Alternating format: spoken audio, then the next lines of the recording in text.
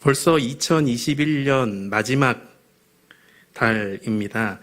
시간이 참 빠르게 지나가는 것 같습니다. 작년 이맘때를 지날 때 내년은 뭔가 다르지 않을까라는 기대감도 있었죠. 백신이 들어오면 상황이 나아지지 않을까?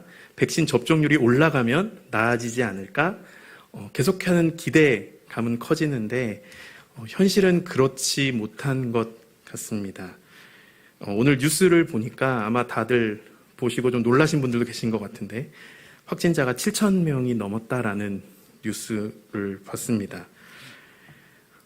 매년 12월만 되면 참 시간이 빠르다라는 걸 느끼게 되는데요.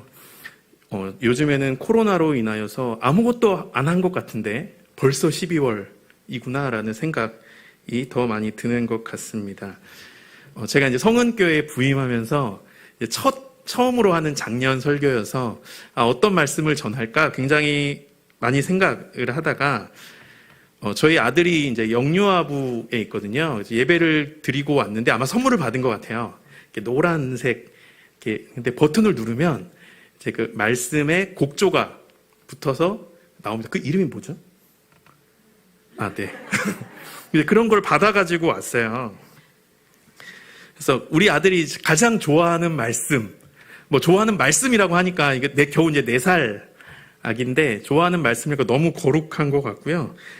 좋아하는 말씀이라기보다는 저희 아들이 가장 애정하는 멜로디가 오늘 본문입니다. 1장 21절인데요. 그 노래가 이렇습니다. 아들을 낳으리니 처음 들어오셨나요? 이름을 예수라 하라. 그걸 하루 종일 듣거든요. 그래서 집에서 저는 거의 반강제적으로 아들이 들려주는 말씀을 계속해서 듣고 있습니다.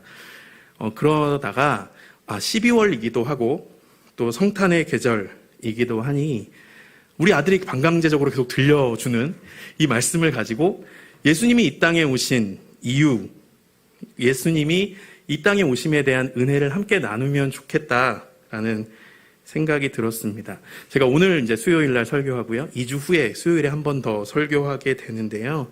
예수님이 이 땅에 오심에 대해서 2시간에 걸쳐서 함께 은혜를 나누는 시간이 되었으면 좋겠습니다. 예수님께서 2000년 전에 이 땅에 오셨습니다. 예수님이 왜 그 시대에 왔을까?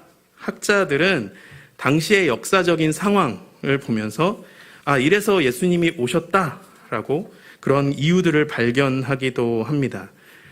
그 당시가 로마가 지배하던 시기였죠. 예수님이 이 땅에 오신 이유, 로마의 3가지 힘에 근거했다라고 학자들이 이야기합니다. 첫 번째는 정치적인 힘입니다.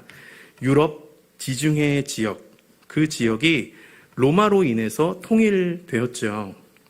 그래서 로마로 인해서 통일이 되다 보니 국가 간의 경계가 다 허물어집니다. 그래서 로마라고 하는 한 울타리 안에서 한 나라로 묶여 있기에 지역 간 이동이 원활했다라고 하는 거죠. 그리고 둘째는 로마가 가진 경제적인 힘이었습니다. 우리가 잘 아는 것처럼 이런 말이 있죠. 모든 길은 감사합니다. 전 아무도 말씀 안 하실까 봐 살짝 걱정했는데 모든 길은 로마로 통한다. 로마는 점령하는 곳마다 도로를 놓습니다. 그리고 해로를 개척하고요. 그래서 점령한 모든 지역들을 다 하나로 묶으려고 했던 것이 로마였습니다. 근데 그 일을 하기 위해서 엄청난 경제력이 필요했죠. 로마는 그것을 감당할 힘이 있었습니다. 그래서 모든 길이 다 통하게 되었죠. 그리고 3번째는 문화와 언어의 힘이었습니다. 문화와 언어가 통일되었다라고 하는 거죠. 헬라어라고 하는 동일 언어권으로 그 모든 유럽 지역들이 하나로 뭉쳐지게 됩니다. 그런데 이 시기가 이러니 예수님이 오셨구나, 예수님이 오시기에 딱 좋은 환경이었구나라고 말하기에는 쉽지 않은 환경입니다. 왜냐하면 로마라고 하는 강력한 나라에 의해서 너무나 많은 사람들이 식민 통치의 고통을 당하던 시기였기 때문이지요.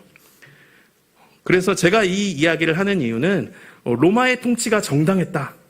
그래서 예수님이 오실 수 있었다라는 이야기를 하기 위함이 아닙니다. 제가 세 가지 조건을 말씀드린 이유는요, 로마의 지배라고 하는 어찌 보면 너무나 참혹한 순간들일 겁니다.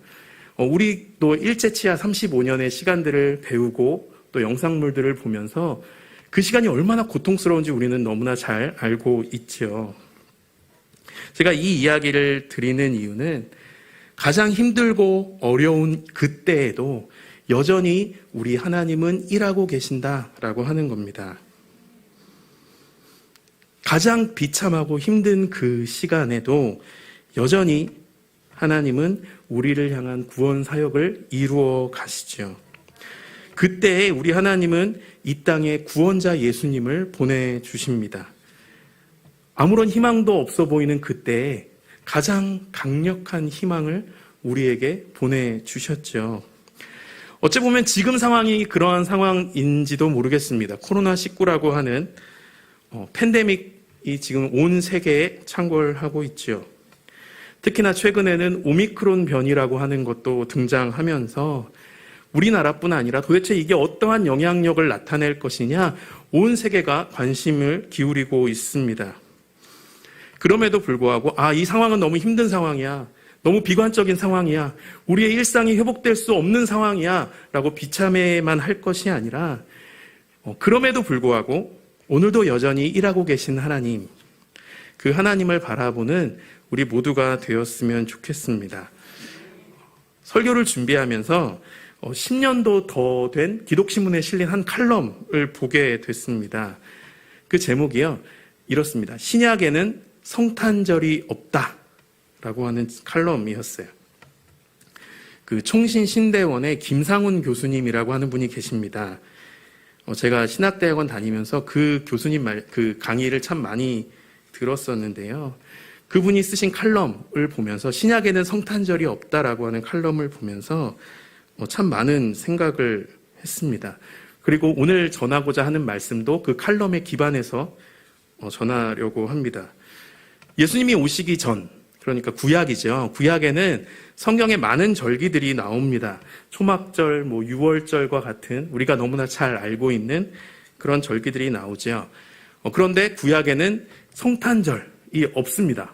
그런데 어떻게 보면 당연하죠. 예수님이 아직 오시지 않았으니 성탄절을 기념할 수 없었을 겁니다. 자, 그런데 예수님이 오심으로 시작되는 신약, 그 신약에도 성탄절은 나타나지 않습니다. 왜 그럴까요? 이렇게 말할 수도 있을 겁니다. 성탄절이 없을 뿐 성탄일은 있다.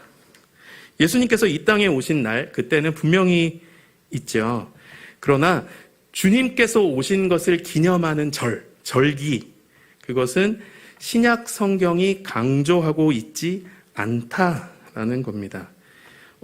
다시 바꿔서 말씀드리면 신약 어디에도 예수님이 오신 날을 기념한 예가 없습니다.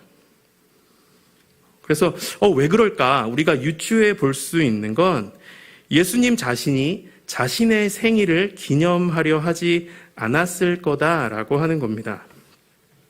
그러다 보니 자연스럽게 초대교회도 예수님의 태어나신 날을 기념하는 그러한 절기들을 지키지 않았겠죠. 예수님이 이 땅에 오신 성탄의 그날은 알려지지도 않았고 특별하게 지켜지지도 않았습니다. 12월 25일은 실제로 예수님이 태어나신 날이 아니죠. 예수님이 태어나신 날이 알려지지 않은 것, 그것은 어쩌면 예수님께서 그것을 기념하고 싶어 하지 않으셨기 때문일 겁니다. 자, 그렇다면 예수님 당시 그리고 초대교회 때 생일을 기념하는 관습, 그러한 것들이 없었을까요? 그렇지 않습니다. 세상의 유력자들, 제왕들, 그들의 생일들을, 그들이 태어난 날을 기념하며 지켰다는 기록들이 성경 곳곳에 남아 있습니다. 창세기 40장 20절 말씀을 보면요. 한번 보여주실래요?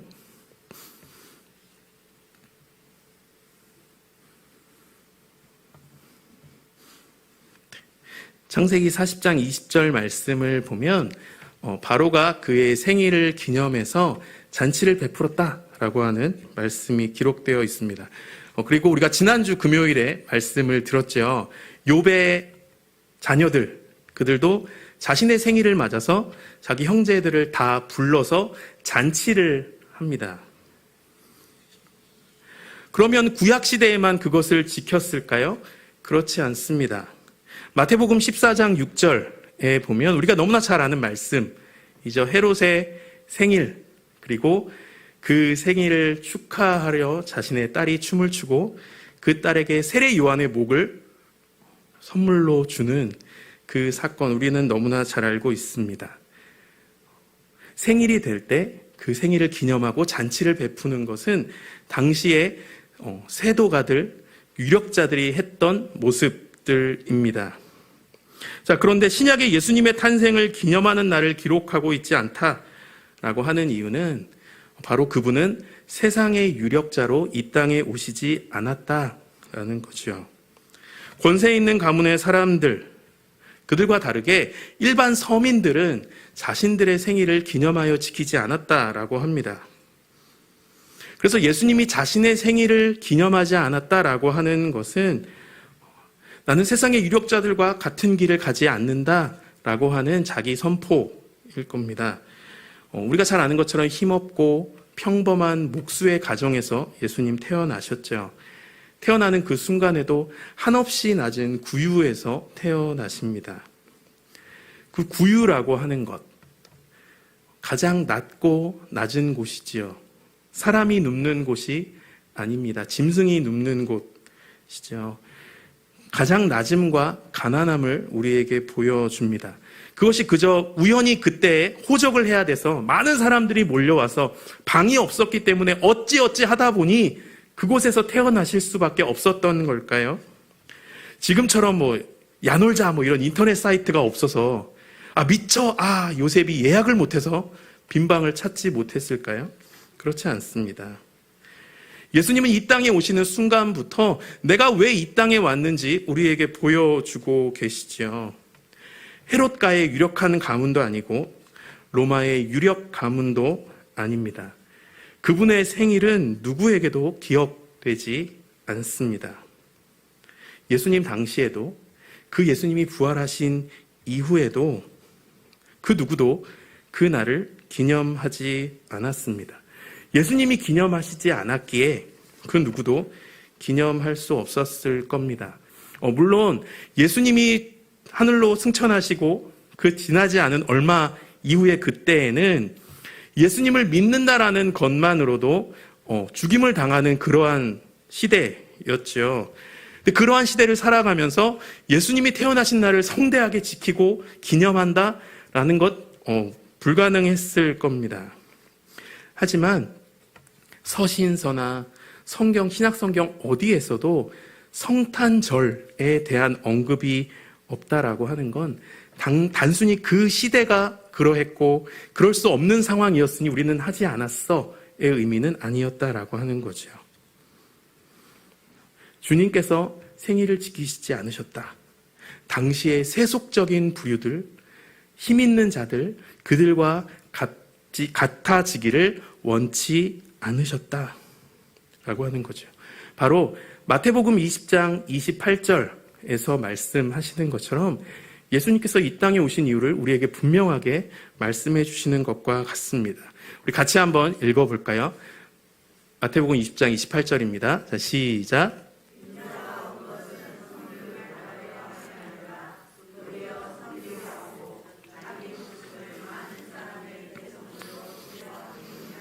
아멘. 섬김의 왕. 왕은 섬김을 받아야 하죠. 하지만 섬기러 오신 왕. 자신이 지은 피조물을 섬기기 위해 이 땅에 오신 왕. 그것이 예수님의 모습이었습니다. 신약시대의 성도들과 초대교회가 주님이 태어나신 성탄, 그 일을 굳이 지켜 기념하려 하지 않았던 이유도 그러한 이유일 겁니다. 예수님의 뜻을 살려서 따로 그날을 기념하지 않았다. 세속의 권력자, 왕들과 구별되려 했던 하늘의 왕, 모든 것을 지으신 왕, 그 의도를 초대교회는 분명하게 이해했던 거죠. 자, 그러면 어떻게 교회가 성탄절을 지키기 시작했을까요? 교회가 예수님이 태어나신 날을 기념하여 절기로 지키기 시작한 것은 로마가 기독교를 국교로 한 4세기 이후부터 시작되었다라고 합니다. 그때 로마를 통치했던 황제의 생일도 큰 절기로 지켰던 로마가 기독교를 국교로 삼고 그 가장 높으신 하나님, 그리고 이 땅에 오신 예수님, 그 예수님의 생일을 지키지 않는다, 예수님이 오신 이 그날을 기념하지 않는다라고 하는 것은 있을 수 없는 일이었죠. 그래서 그 고대 기독교 역사가인 섹투스 율리우스라고 하는 사람이 예수님께서 태어나신 날이 12월 25일이다 라고 221년경에 발표했다라고 합니다. 그래서 이게 역사 문헌상으로 나타나는 최초의 성탄절이라고 합니다. 성탄절을 화려하게 지키는 것, 그것은 자칫 자신의 생일을 널리 알리는 것을 즐겨 했던 세속자들, 그들과 같은 길을 가려 하지 않으셨던 그런 주님의 뜻과 다를 수 있을지도 모릅니다. 예수님은 다른 이들을 섬기러 오셨고, 그리고 우리를 구원하는 일에 모든 사역을 집중하셨는데, 우리가 성탄절을 성대하게만 지키려 한다면 그것은 그리스도의 뜻에 어긋난 일일 수 있다라고 하는 거죠. 이제 말씀을 들으면서 자꾸 이제 복잡해지실지 모르겠어요. 그러면 우리는 지금까지 성탄절을 잘못 지켜왔나? 난 어려서부터 성탄절이 가장 큰 절기고 가장 중요한 절기고 그렇게 지켜왔는데 뭔가 내가 잘못 살아왔나? 그 말을 하기 위함이 아닙니다. 자, 그렇다면 우리는 성탄절 어떻게 지켜야 할까요? 예수님의 뜻과 어긋나니 이제부터 우리는 성탄절 지키지 말아야지. 25일을 집에 가서 검정색으로 이렇게 칠하면 괜찮을까요? 그렇지 않을 겁니다. 우리가 경배의 대상인 예수님, 그 예수님께서 우리를 위해 이 땅에 오신 그 날을 축하하고 기념하는 것, 그것은 절대 나쁜 일일 수 없지요. 교회는 세상을 구원하러 이 땅에 오신 그 예수님을 경배해야 함이 마땅합니다. 그리고 우리가 잘 아는 것처럼 예수님이 태어나셨을 때 동방의 박사들도 황금과 유향과 몰약을 가지고 예수님의 나심을 축하했죠. 그리고 그분 앞에 엎드려 경배했습니다. 제가 오늘 이 말씀을 전하는 이유는 예수님이 이 땅에 오신 그 이유를 우리가 잊어서는 안 된다라고 하는 거죠. 얼마 전에 이제 식사를 하러 갔는데 식당 문 앞에 부적이 떡하니 붙어 있더라고요. 그런데 그럼에도 불구하고 그 밖에는 메리 크리스마스. 예수님이 이 땅에 오신 이유를 전혀 이해하지 못하고 그저 어떤 기쁨과 즐거움에 취해서 그 날을 기억하는 것. 어쩌면 우리가 그렇게 성탄절을 기억하고 있는지도 모릅니다. 기쁜 날, 즐거운 날. 맞습니다. 그것은 기쁘고 즐거운 날이죠. 그런데 예수님이 이 땅에 오신 그 이유를 분명하게 이해하지 못하고 그 기쁨에만 도취되어 살아간다면 어쩌면 그것은 예수님께서 기념하려 하지 않았던 그날을 기념했던 다른 세도가들과 다르지 않은 삶이 될지도 모릅니다. 주님께서는 당시 자신의 생애를 드러내려 했던 권세자들과 다른 길을 가고자 했다라고 하는 것, 우리는 기억해야 하지요. 세상의 세도가들은 어떻습니까? 그들은 점점점 높은 곳으로 가려고 합니다. 권력의 꼭대기로 올라가려고 하지요. 많은 사람들 위해 군림하려고 합니다. 그리고 더 많은 사람들이 나의 발 앞에 엎드리기를 복종시키기 위해서 무언가 더 많은 것을 소유하려고 하지요. 다른 사람에게 베풀기보다 더 많은 것을 움켜쥐려 하고 내가 더 많은 것을 가지고 내가 더 많은 능력을 가지려고 하는 것이 세상에 힘 있는 자들의 모습입니다. 그래서 세상의 가치들은 성탄절의 의미를 점점 퇴색시키려 합니다. 섬기는 자리, 낮은 자리가 아니라 많은 사람들이 알아봐주는 자리, 많은 사람들에게 칭찬 듣는 자리, 많은 사람들에게 인정받는 그 자리로 나아가게 만들죠. 우리 주님이 가셨던 낮은 자리로, 섬기는 자리로 나아가지 못하게 합니다. 그리고 세상은 계속해서 이 성탄의 의미를 변질시켜 나가죠. 산타클로스, 크리스마스 선물, 내가 얻는 것, 내가 받는 것, 어떤 화려한 무언가를 계속해서 그 이미지를 만들어냅니다. 예수님이 왜 이 땅에 오셨는지는 기억하지 못하게 만들죠. 그리고 세상 사람들은 아무런 이유도 알지 못하고 크리스마스를 즐기고 서로 간에 선물을 나누며 그날을 기념하려 합니다. 예수님이 그날의 주인공이 아니라, 예수님이 오신 그 이유에 집중하는 것이 아니라 나의 기쁨, 내가 누리는 행복, 그것에 더 집중하게 만들죠. 오늘 말씀에서처럼 예수님이 이 땅에 오셨습니다. 하나님의 아들을 우리 가운데 보내주셨죠. 바로 우리의 구원을 위해 이 땅에 보내주셨습니다. 우리를 섬기려 하고 우리를 위해 목숨을 내어주시기 위해서 우리 주님 이 땅에 오셨습니다. 가장 낮은 자리로 내려가기 위해 이 땅에 오셨습니다. 그런데 우리는 어떻습니까? 나는 점점 높아지려 하지 않나요? 낮은 자리에서 누군가를 섬기는 자리, 굳은 일을 하기보다 내가 작년에도 그 일을 했는데 내년에도 또 그 일을 해야 돼? 올해도 내가 몇 년째 그 일을 하고 있는데 내년에 나보고 또 하라고? 난 이미 지쳤어. 힘들어. 난 못하겠어.